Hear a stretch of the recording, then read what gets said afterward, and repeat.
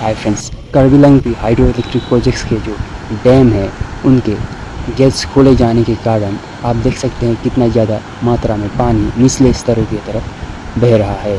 इसी के चलते पुलिस ने भी इस डैम के निचले हिस्से में रहने वाले लोगों को वार्निंग जारी किया है।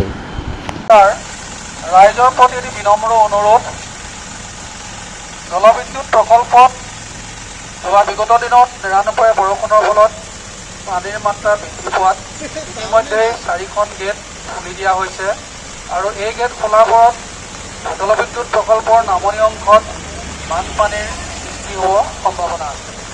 গতিকে উক্ত সময়ত আপোনালোকক বিনম্ৰভাৱে অনুৰোধ জনাওঁ যে নদীৰ কাষত নদীৰ কাষৰীয়া অঞ্চলত মাছ মৰা, গা ধোৱা, কাপোৰ ধোৱা বা নাও লৈ খেলা কৰা কামৰ পৰা বিৰত থাকে যেন আৰু উক্ত সময়ত হ'ব পৰা যিকোনো পৰিস্থিতিৰ বাবে বৈঠালাংচু আৰক্ষীৰ লগত যোগাযোগ কৰিব পাৰিব।